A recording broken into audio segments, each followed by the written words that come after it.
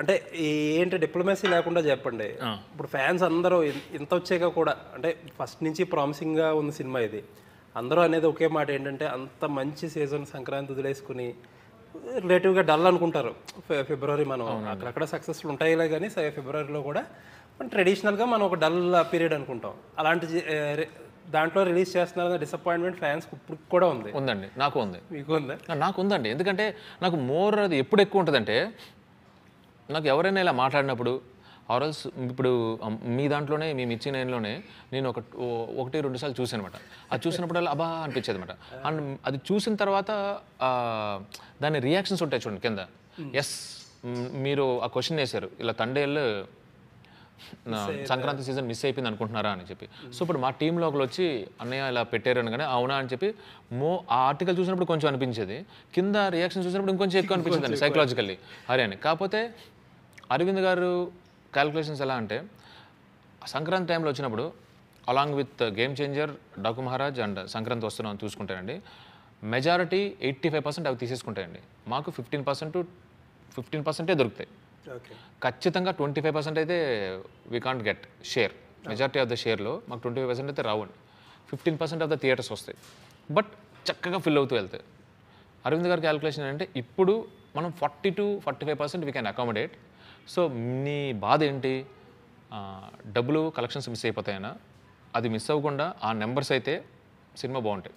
అంటే అలా ఏం కాదు కదా. ఇప్పుడు సంక్రాంతికి ఫర్ ఎగ్జాంపుల్ సంక్రాంతికి వస్తున్నాం ఉంది ఈ సీజన్లో, స్ట్రిక్ట్గా ఫస్ట్ డే చూసుకుంటే ఆర్డర్లో ఒక థర్డ్ ప్రిఫరెన్స్ సినిమా అన్నట్టు ఉంటుంది థియేటర్స్ అలొకేషన్లో. బట్ ఒక్కసారి మార్నింగ్ షో పడగానే మొత్తం మారిపోతుంది కదా పిక్చర్. కానీ థియేటర్స్ 1 వీక్ వరకు ఇవ్వరు కదా. అంటే మాది 4th ప్రిఫరెన్స్ అవుతుంది.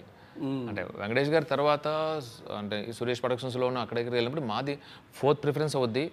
అంటే వాళ్ళు ముందే అనౌన్స్ చేసుకున్నారు కనుక వాళ్ళు 14th వస్తే మీకు 15th రావాలి. వేరే పెద్ద పట్టణకు కూడా అయిపోద్ది. అంటే స్ట్రైట్ అవే ఒక డిప్లొమాటిక్గా కాకుండా ఏంటి అంటే సంక్రాంతి మిస్ అయ్యామంటే అబ్బా మిస్ అయ్యాము అనేది మా ఇంట్లో నుంచి బయట ఉన్న మాట అండి. నేను 100% అరేరే అని డిసప్పాయింట్ అయ్యాను. మై ఓన్లీ థింగ్ ఏంటంటే అప్పుడు చూస్తానన్న మనం బాధపడేది ఎందుకంటే ఒక నెంబర్ చూద్దాం అనుకుంటున్నాం, అది మిస్ అయిపోయామని.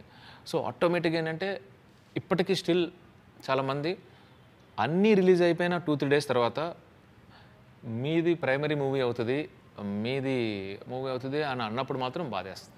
ఓకే.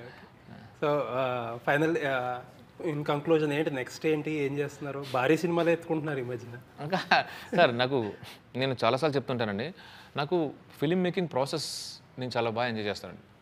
ఇప్పుడు ఈ సినిమాలో కూడా మీరు చూసుకుంటే నా చుట్టుపక్కల I'm surrounded with beautiful people. Hero heroine Aravind garu, Vasu గారు, నవీన్ నులి, దేవిశ్రీ గారు. సో ఇట్ వాస్ నాకు చాలా ఇష్టం అండి. సెట్కి వెళ్తున్నప్పుడు అంత ఆహ్లాదంగా ఉండి ఇట్ వాస్ సో నేను పెద్ద సినిమా చిన్న సినిమా అనేది కాదు, I enjoy film making process అండి. రైట్ నో ఇమీడియట్గా ప్రాక్టికల్లీ ఏంటి అంటే సూర్య గారితో ఇప్పటి నుంచి ఒక స్టోరీ ఉంది. ఆయనకి చాలా ఎగ్జైట్మెంట్, నాకు చాలా ఎగ్జైట్మెంట్ సూర్య గారితో చేయడం అనేది. And I have Karthikeya 3 with me. ఇంకొక 2 కథలు ఉన్నాయన్నమాట. ఎవరికి చేస్తున్నారు సూర్య గారి సినిమా?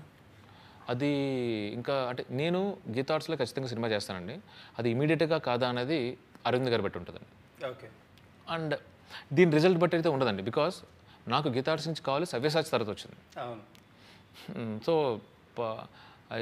సో మోర్ దాన్ ఈ క్రియేటివ్ అదర్ లాజిస్టిక్స్ ముందు వెనక అవుతాయి కదా. ఎందుకంటే నాకు ఇంకా వేరే 2 ఉన్నారన్నమాట ప్రొడ్యూసర్స్ కూడా, they are pretty much interested అనమాట. సో ఆ లాజిస్టిక్స్తో ఎవరితో అనేది తెలియదు కానివ్వండి, బట్ ఇమీడియట్గా నాకు కార్తికేయ 3 అండ్ సూర్య గారి ప్రాజెక్ట్ ఉంది. Okay. Anyways very nice talking to you అండి. Thank you.